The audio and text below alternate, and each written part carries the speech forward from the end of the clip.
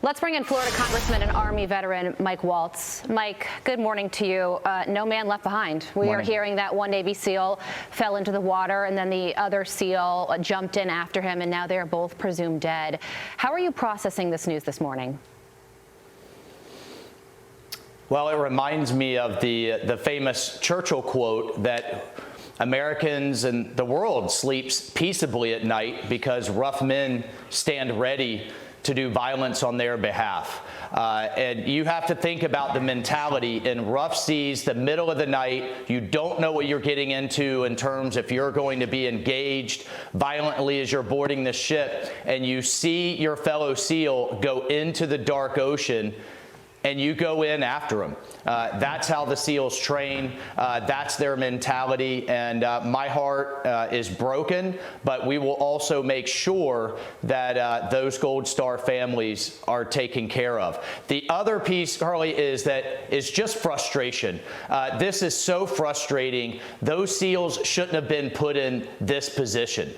We're dealing with the tentacles. We're dealing with the symptoms of the disease, whether it's the Houthis, our soldiers that are being fired on in Iraq, our ally in Israel that's getting hammered right now by Hezbollah, by Hamas and others, rather than this administration admitting it was wrong on Iran, reversing course on Iran, and drying up the cash. We will never be able to stop all of the weapons in every ocean, on every smuggling route going to those proxies. You have to dry up the cash in Tehran. We have to go back to maximum pressure. This administration has got to reverse course on its Iran policy, or we're going to lose more service members. Yeah. Well, the Navy SEAL mission that went sideways was on a boat carrying Iranian weapons used by the Houthis to target those ships in the Red Sea. And so far, the Pentagon estimates that we've taken out about a quarter of the Houthis' arsenal, and yet they remain undeterred. You're talking about increased sanctions, but tactically, is there something missing that the Pentagon isn't doing to deter the Houthis that they should be doing?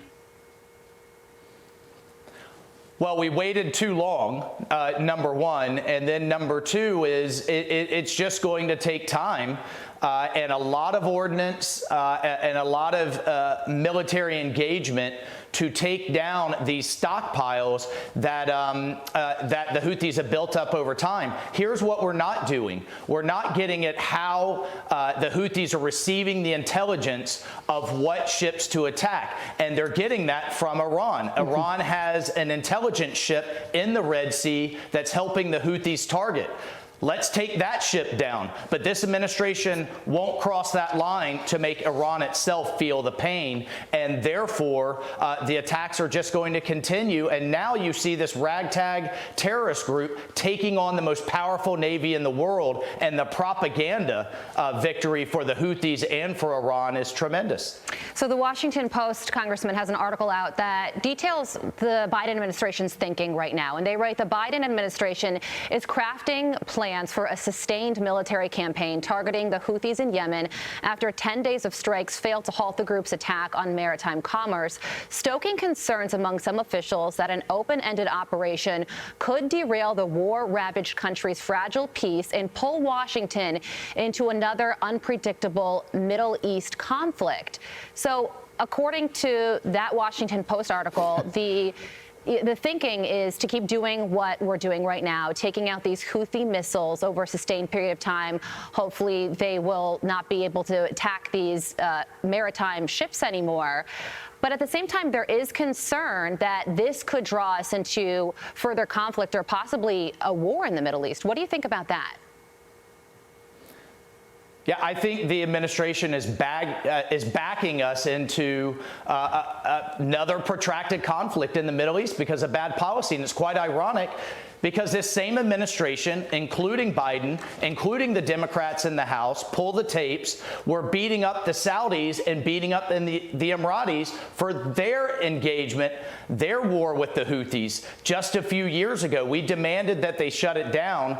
Now we're dragging ourselves into it, and rather than bombing every single missile site in Yemen, again, let's go after the source of the disease, which is Iran.